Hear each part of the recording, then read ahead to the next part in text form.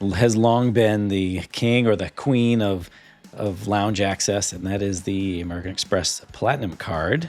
So this card comes with a long list of benefits, and the highlight is the lounge access for many people. And the Centurion lounges, both in the US and abroad, are some of the nicer lounges that you're going to come across in the airports.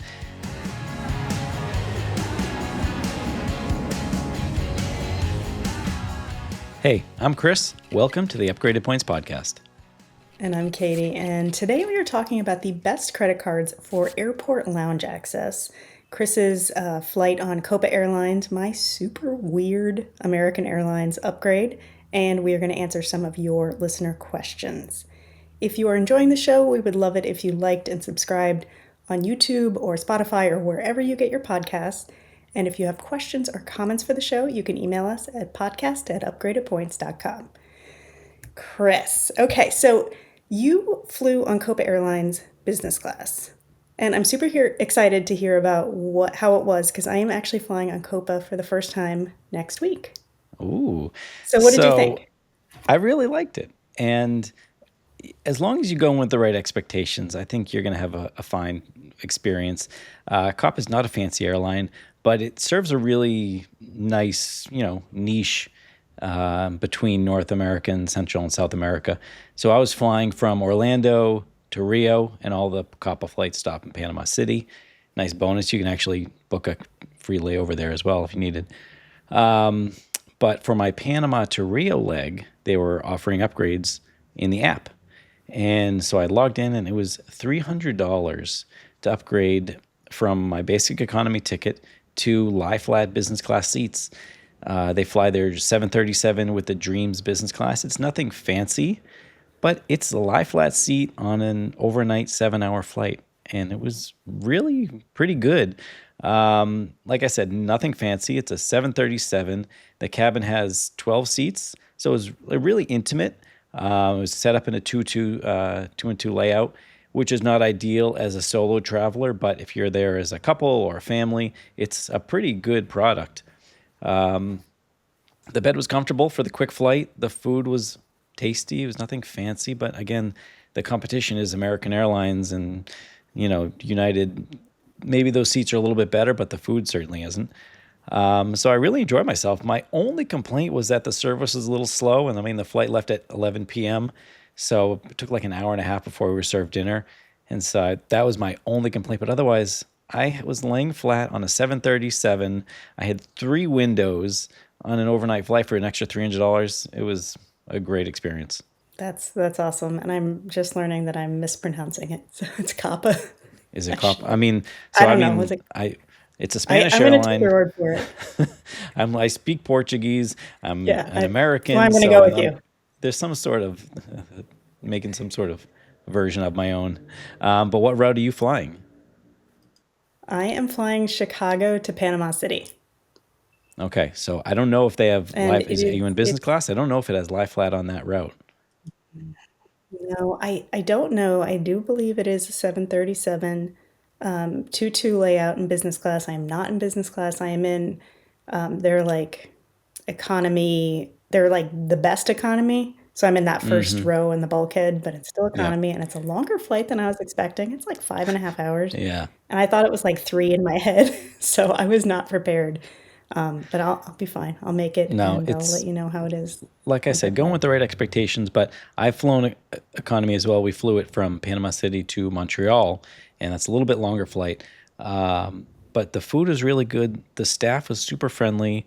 It's a 737, and I think they streamed onto your devices the entertainment. But just go with snacks and tablets and just keep yourself busy. But I really had no complaints, and I actually kind of like the Panama airport as well. There's a lot to do there. Oh, cool. I'm looking forward to it. Okay, so I have to tell you, I was in Charlotte maybe a month ago, 6 weeks, something like that. And I was going to tell you about this on a previous episode, and I totally forgot. I had the weirdest upgrade. I was flying American Airlines from Charlotte to Columbus. So super quick flight, like nothing exciting. I want to say like 3rd on the upgrade list because I have status. And there were 6 seats available. in first. So I was super confident that I was going to get my upgrade. And I was kind of surprised they actually didn't upgrade people ahead of time because, I'm a Platinum Pro, you can start getting upgrades, I think, 2 or 3 days ahead of time. Anyways, so I'm by the desk getting ready to board the flight, and finally the upgrades start coming through. And there were, I think, 6 seats left. And everyone who was 1 through 7 got upgraded except me. So I'm standing there, I'm like, what is going on? So I go up to the desk and I was like, hey, I realize the upgrades have already happened. You can't do anything about it, but I am so curious, like, why did you skip me? I mean, I was kind of upset, but it was an hour flight. So I was like, I'm just so curious now. Tell me. Yeah. So they're like trying to figure it out. And they said, oh, yeah, that was a mistake. Usually upgrades happen in twos, and you were flying by yourself, which I wasn't. So we just didn't think you'd want the upgrade. What? And I was like, what? What are you talking about? Like, that makes no That's sense at American all. Airlines for you. Yeah. And I know. And I mean, I guess she was honest and was like, hey, I'm sorry. It was a mistake. And I was like, okay, like, fine. Like, that's weird and kind of stupid, but okay. So I'm getting ready to walk away, and she's like telling the other girl, like, okay, upgrade her and take away the upgrade from the last person. And I was like, oh, no, please don't You're gonna get some dirty unupgrade looks. someone to upgrade me. Like, I understand it's already been done. It's fine. It's an hour flight. And they said, no, we have to. And I was like, no, really, I really don't want you to unupgrade someone. And before I could tell them again, like, please do not unupgrade someone, they shoved a new boarding pass in my face. And they had upgraded me and unupgraded someone else. And I was mortified. That's tough I for the was other like, person. but they kept telling me like they had to. And that didn't make any sense. Like, why? I don't know. I didn't Maybe get they it. It knew you was were a so, podcaster. no, they didn't, obviously. But it was just so weird. So I ended up with the upgrade, and someone got unupgraded. And I felt really bad, even though I was like, I didn't do anything wrong. I didn't ask for this, but it So if it any was just the listener weirdest thing. was flying from Charlotte to Columbus in March and was downgraded, leave a comment on YouTube and we'll send you Yeah, an upgrade yeah, certificate. my bad. Yeah. No, we won't send that to you, but No, we I won't. apologize. So I had to tell you because it was just the weirdest thing. Like, I've never had that happen. I've never been skipped, and I've also never been like forced to be upgraded. So You're I don't know. forced I to be just wanted to upgraded. share that with you because it was super weird. Okay. It was Good to super know. weird. Yeah. So, anyways, so with that out of the way, let's move on to our main segment today, which is the best credit cards for airport lounge access. And if you've never been in an airport lounge, having that access can completely change your travel day for the better. It makes, a potentially stressful, annoying situation actually very enjoyable. And the good news is there are a lot of credit cards out there that offer lounge access complimentary. And let's start with one of our favorites that actually just had some really big changes announced. Chris, what's going on?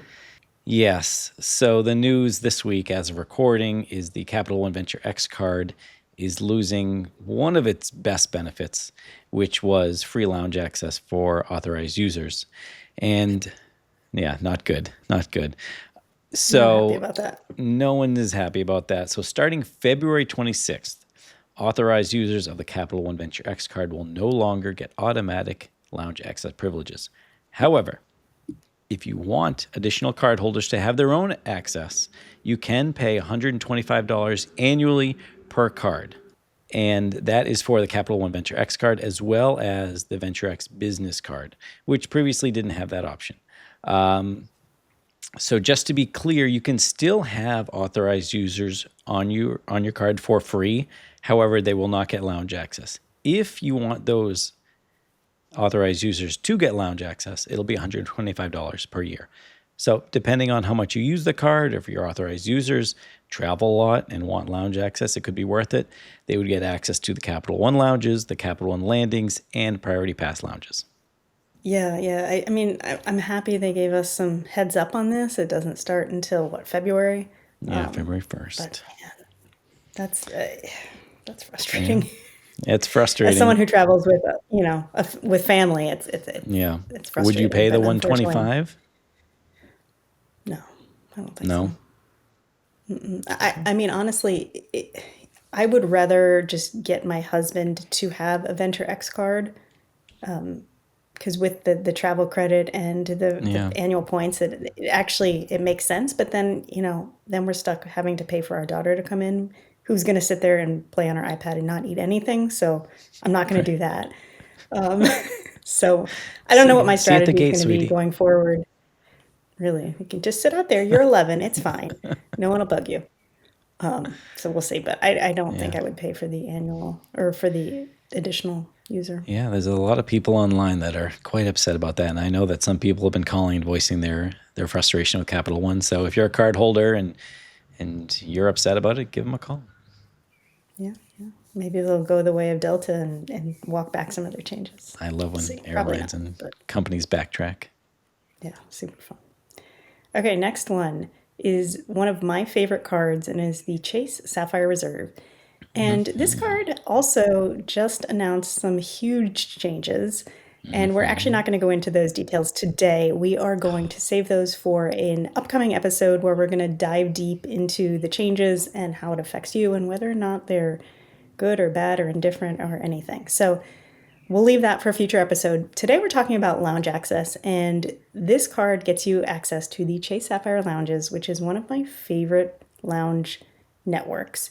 It So good. is not huge. I know they're so good, right? So not huge, but really, really nice lounges in places like Boston and JFK, LaGuardia, Philadelphia, Phoenix, San Diego, Dallas, Hong Kong, I believe, are the current locations. And then new locations are coming soon to LAX and Las Vegas. So keep an eye out for those.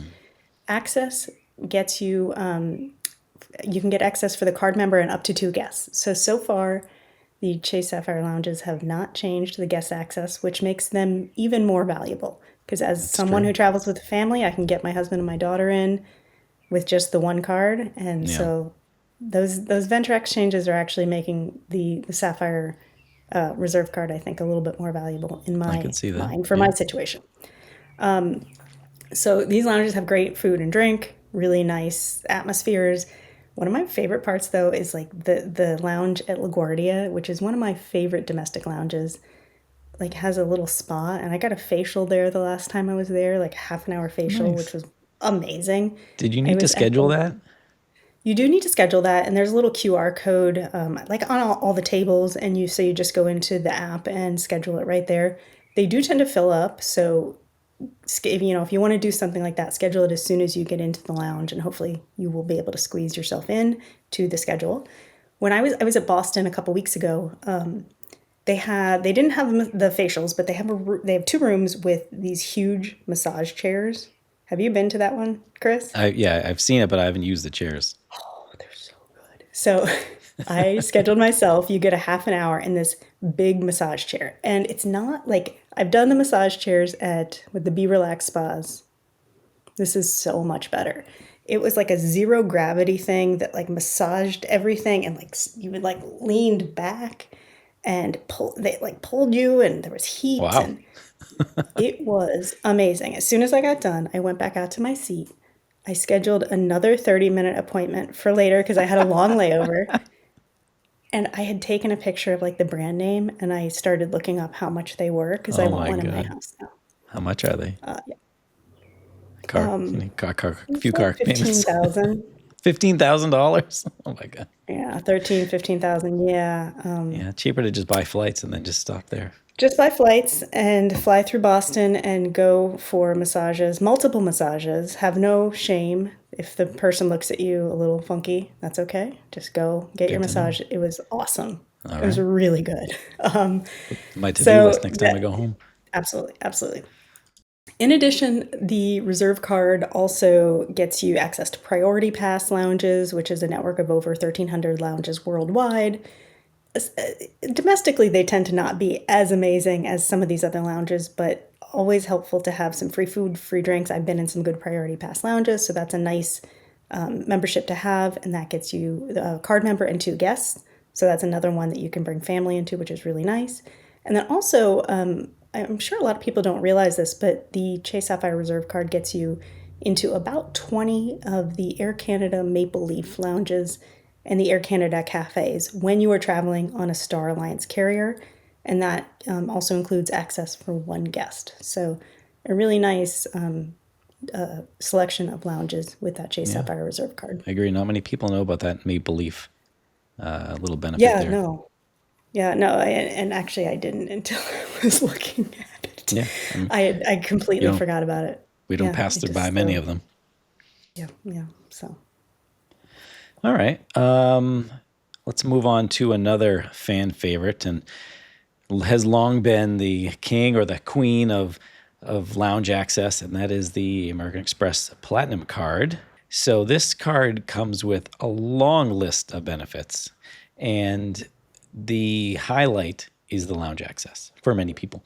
And the Centurion lounges, both in the US and abroad, are some of the nicer lounges that you're going to come across in the airports. So not only will you have access to that, but you'll also get access to Delta Sky Clubs when flying same day. You get 10 visits per year. You'll also get access to Aspire lounges, Escape lounges. That's the Centurion studio partner. I think there's one near you, Katie. yeah, that's the only lounge at my home airport. It's not super exciting, but it's a lounge and has free food and drinks, and I love that place. All right, and you have access to it. If you're flying Lufthansa the same day, you can use the Lufthansa lounges. There's a whole long list of Plaza Premium and Priority Pass lounges, including the Chase Sapphire lounges. So that's kind of a funny unintended consequence of Priority Pass is that you can access the Chase Sapphire lounges once at least with your American Express Platinum card, and then as well as some select Virgin clubhouses, and there are some really nice ones out there. Yeah, definitely. It's I think a lot of people don't realize that when you have that priority pass from a card not from that Chase Sapphire, you do get one entry into the Chase Sapphire lounges per year. So if you only have that Amex Platinum, definitely try out a Sapphire lounge. Yeah. So the full name is the Chase Sapphire Lounge by the club. And the Right. club is a Priority Pass lounge. So you'll see the club in Orlando or a bunch of other airports, and those are Priority Pass lounges. So this one just happens to be by the club and by default gets access because of Priority Pass. That's funny. Okay, so those were our sort of big three for airport lounge access. We had one more before the break that I want to mention, and this is absolutely not one of the best cards for airport lounge access, but it Not is at a all. fun one. So, no, not at all. But it's a fun one that I wanted to mention, and it's the US Bank Altitude Connect Visa Signature Card. And this one is cool because it has a $0 annual fee, but you still get 4 free visits to Priority Pass lounges every year. And that's just a nice little perk on a no annual fee credit card. If you don't have any lounge access credit card and you're looking for a great one, that's not it. But if you are, averse to credit cards with annual fees, Yeah. for many reasons, whatever, that is a good one to kind of keep in mind that you can have and Yeah. get 4 visits. You can get into the Chase Sapphire Lounge with it Absolutely, once absolutely. once per year. Hey, but once per year, you get a It's couple worth of it. those chair massages, and Hey. that is valuable. Awesome. So we have some more to talk about, but let's take a quick break. And then when we come back, we're going to talk about some credit cards that get you into airline specific lounges.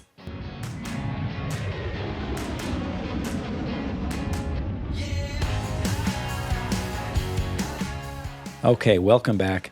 Now let's talk about lounges that you can get access with specific credit cards.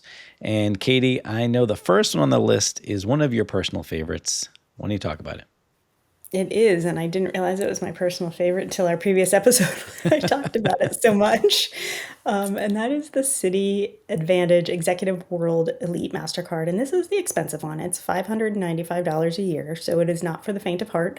But it includes complimentary access to Admirals Club lounges, and that is the American Airlines specific lounge network. It includes your immediate family or up to two guests. So it's a great one If you do have some kids, you can bring, a spouse and kids in with just the one credit card. You do need to be traveling on American Airlines or a one world carrier to access those lounges. And some of them, we talked about them previously. There are some really good ones and there are some not so good ones, but they have free food and drinks and places to sit. And what I like about these lounges is they are always right where I need them to be. A lot of times, you're flying on American on just a boring domestic flight. You get out and you're in the domestic terminal, and maybe there's a Sapphire lounge or a Centurion lounge, but it's 20 minutes away in a different concourse. And maybe you have a short layover, but there's an Admiral's Club 3 gates down. And so I really like those because they're just so convenient to just pop in. They're right there, usually in that American Airlines terminal where all those flights are. You can get a quick drink, you can get a snack. I talked previously, I was just at one in Miami and it was like soft taco night and it was actually really good food. They had homemade guacamole right there. So there are some really nice Admirals Club lounges out there. And if you are going to be visiting them often, that is a good card to consider. Yeah, definitely. If you're a loyalist to American Airlines, it's a card you should have in your wallet. Speaking of being loyal to a certain airline, the new United Club card, that's probably the best comparison if you're a United fan. So for $695, so an extra $100 more, you'll get United Club access. And the same thing. There are some United Club lounges that are better than others in the network, but they're going to be near the United gates, and they're going to have decent food, and it's not a bad option to have on a domestic flight. This card also will give you a free checked luggage for you and one companion on the same reservation if you booked with the card. You'll get premier access, with get you priority boarding and check-in and security and all that good stuff. 25% discount on food and beverage, upgrades, which are rare but nice to have once in a while. Plus, this card will help you, just like the American Airlines version, get a little jump start on your elite status. So you can earn up to 28,000 premier qualifying points on United Airlines, which is nice. Then there's a whole long list of other benefits to help justify that large annual fee. It comes with elite status with IHG and Avis, and there's tons of monthly credits as well. So if you're a United loyalist, this card, even though it's expensive, it could make sense to go into your wallet. Yeah, that's definitely a good one for United Flyers. And our next one is for Delta Flyers, and that is the Delta SkyMiles Reserve American Express card. This one is also in that same range. It's $650. So, again, for the true Delta loyalists. Yeah. But it does come with Delta Sky Club access. And it's not unlimited anymore. It is now 15 visits per medallion year. And medallion year is, I believe, February 1st to the end of January. And you get access if you are on a Delta operated or marketed flight. And the cool thing about this is you get 15 visits per year, but the visit counts as like a 24-hour period.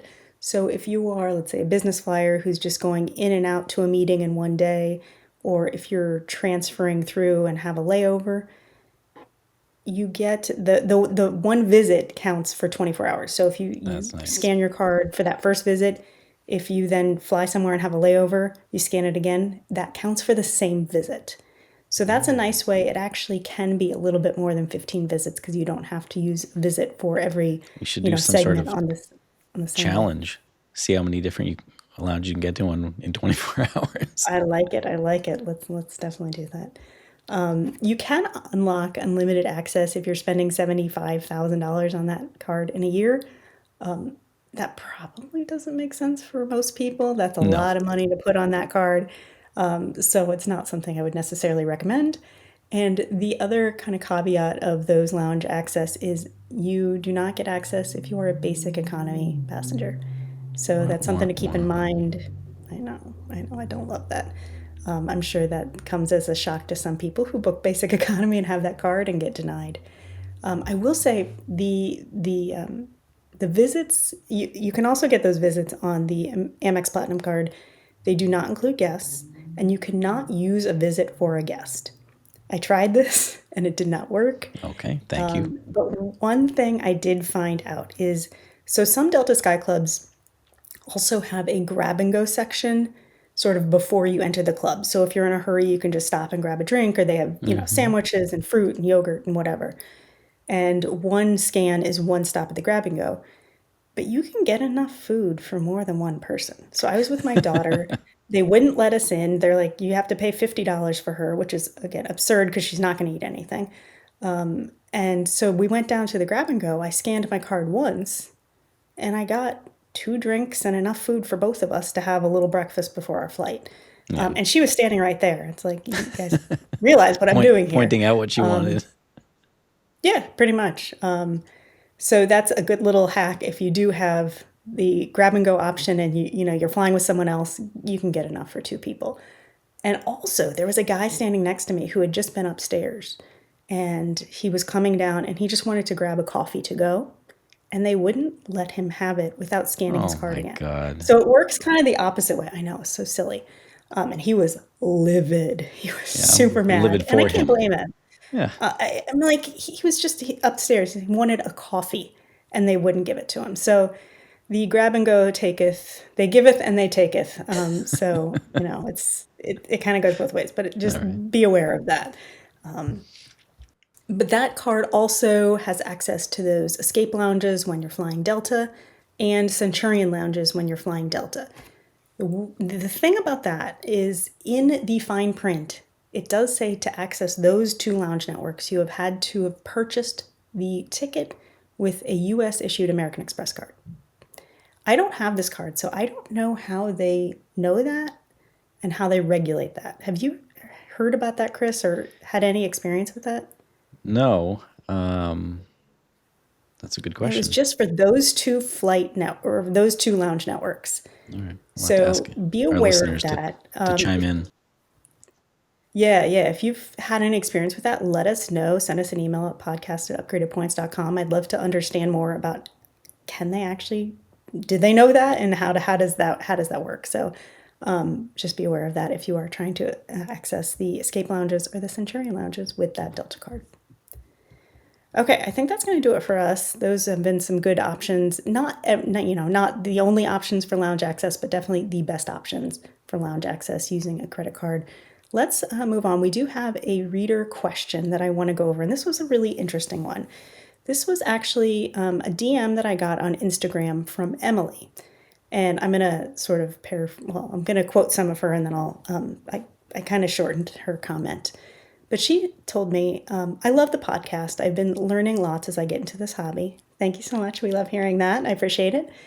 And did Thank I you, hear you Emily. say you were based in Columbus, Ohio? Yes, you did. I'm in Cincinnati and I struggle with the airline piece of this. Hotels are no problem, but the air travel has me stumped. And I thought this was a good one because, yes, hotels are much easier.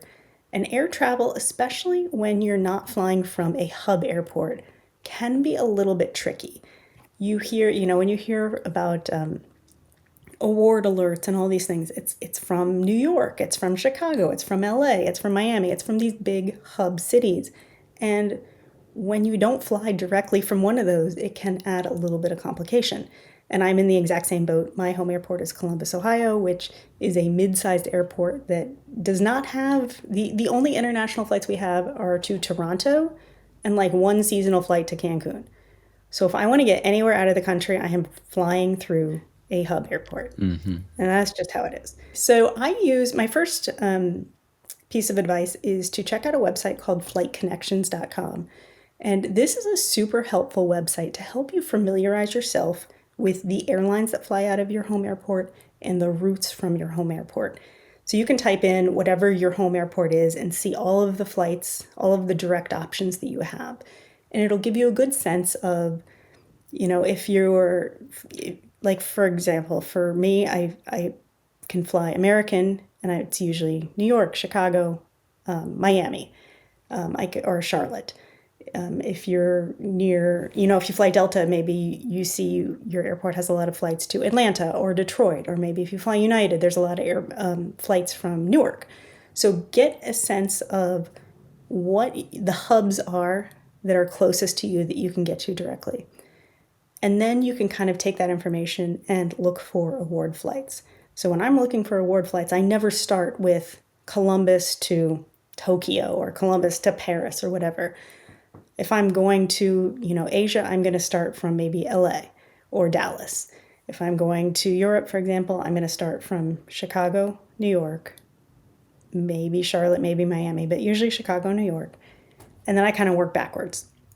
And we talked about this, was it maybe last week or the week before that, about the flight that I got on Alaska that actually was able to have that segment from Columbus to New York in it.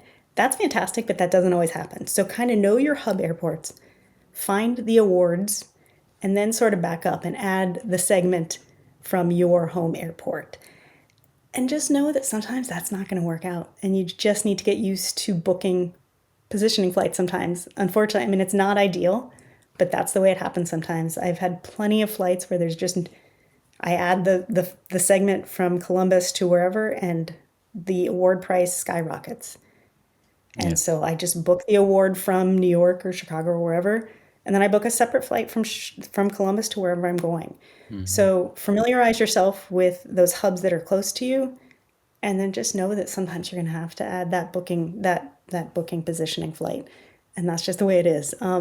So I hope that helps a little bit. Know that you are not alone. There's a lot of us that are flying from these mid-sized airports, and it just adds, that extra step, but it is still worth it. And let me know, if you have any other questions about flying from those small airports or any other tips for coming from places that are not big cities. I know there's a lot of us out there, and it can happen. You just have to kind of be a little bit creative about it.